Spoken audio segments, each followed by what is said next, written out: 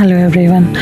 Aurora बोरियोलिस एक ऐसा topic है ज्योग्राफी का जिस पे मैं बहुत ज़्यादा ऑब्सेस्ड हूँ इसके लिए, और इसको हम ध्रुवीय रोशनी या उत्तरी रोशनी भी कहते हैं। उत्तरी आकाश में अगर नॉर्दर्न पोल में प्राकृतिक प्रकाश का एक इतना सुंदर ही एग्जीबिशन है जो सूर्य से आने वाले जो आयनाइज्ड लाइक आवेशित कण होते हैं, सौर वायु बोल सकते हैं उसको, वो पृथ्वी के वायुमंडल में जब आता है और इसके मैग्नेटिक जोन के साथ जब रिएक्ट करता है तो उसकी वजह से बहुत ही खूबसूरत रोशनियाँ क्रिएट होती हैं। ऐसा लगता है जैसे कि एक पर्दे पे जो है रंग की लहरें बन रही है, वो हरे, लाल और नीली रंग की है और ऑक्सीजन और नाइट्रोजन जैसी गैसें उसमें चमकती हैं। ये घटनाएं जो है वो उत्तरी मतलब हाई पोलर एरियाज़ में होती हैं, हाई लैटिट्यूड एरिया में, और यहाँ पे सौर अधिकतम है। जैसे वर्तमान सौर चक्र 25 है, इसके दौरान सबसे ज़्यादा प्रबल होती हैं। जो कंट्रीज़ हैं उसमें आइसलैंड, स्कैंडिनेविया और उत्तरी कनाडा, वहाँ पर जब आसमान बिल्कुल साफ़ रहे और अंधेरा रहे तो वहाँ ये चीज़ें देखने को मिलती हैं और ये मंत्रमुग्ध करने वाला नज़ारा होता है। अब हम आते हैं कि क्या कारण है जिसकी वजह से ये ध्रुवीय रोशनियाँ, ये रंगीन रोशनियाँ बनती हैं। तो ये सोलर एक्टिविटीज़ की वजह से होता है। जैसे सूर्य में जो सौर ज्वालाएँ होती हैं और उसका जो कोरोनल है वहाँ पे जो है द्रव्यमान जो है निष्कासित होता है और उसकी वजह से जो आवेशित कण होते हैं, इलेक्ट्रॉन और प्रोटॉन, वो फ्री होते हैं और वही चुंबकीय क्षेत्र में आ जाते हैं। जब पृथ्वी का जो नॉर्दर्न पोल वाला एरिया है वो उसकी तरफ जो वो खींचते हैं तो वायुमंडल से जो वो टकराता है तो ऑक्सीजन और नाइट्रोजन से ये आवेशित कण टकराते हैं और उसकी वजह से प्रकाश उत्सर्जित होता है। रंगीन बहुत तरह की जो है रंगीन रोशनियाँ क्रिएट होती हैं। जैसे ये परमाणु इस ऊर्जा को छेड़ते हैं तो वो विभिन्न रंगों में चमकते हैं। जैसे हरा जो है वो ऑक्सीजन होता है जो कम ऊंचाई पे होता है, और लाल जो है वो अधिक ऊंचाई पर जो ऑक्सीजन क्रिएट करता है, और नीला बैगनी जो है वो नाइट्रोजन होता है।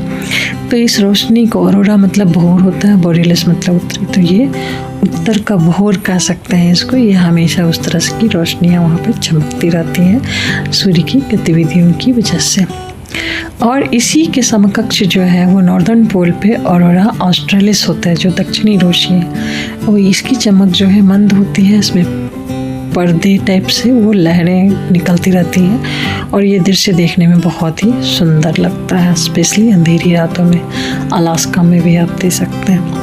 इसका जो प्रभाव है, ये जो रेडियो कम्युनिकेशन को ये बाधित कर देता है, लेकिन बाकी जो है अदरवाइज ये एक बहुत ही सुंदर प्राकृतिक घटना की जाती है। और सबसे अमेजिंग बात जो मैंने अभी हाल में पढ़ी कि ये ऑरोरा बोरियोलिस की घटना को हम भारत में भी एक जगह देख सकते हैं। ये बहुत ही रेयर है हालांकि, लेकिन कभी कभी जो शक्तिशाली सौर तूफान आते हैं तो ऑरोरा का जो ओवल शेप है वो बहुत साउथ तक थोड़ा सा पुश हो जाता है, और लद्दाख जैसे सुदूर उत्तरी क्षेत्र जो है जो कि काफ़ी हाइट पे है ऑनली में, वहाँ जहाँ पे खगोलीय वेधशाला भी है भारत की, वहाँ पे ये कभी कभी दिखाई पड़ता है। हालांकि बिल्कुल अनप्रेडिक्टेबल है और उसका पता नहीं रहता है कि वो कब दिखेगी, और इसके लिए काफ़ी हाई लेवल की सोलर एक्टिविटीज़ चाहिए और प्रदूषण नहीं होना चाहिए और अंधेरा और साफ़ आसमान होता है। तो इसलिए अगर आप लद्दाख जाते हैं और वहाँ पे स्पेशली कहीं बहुत ज़्यादा तेज़ सोलर एक्टिविटीज़ अगर हो रही हैं संयोग से तो शायद आपको वो दिख जाए।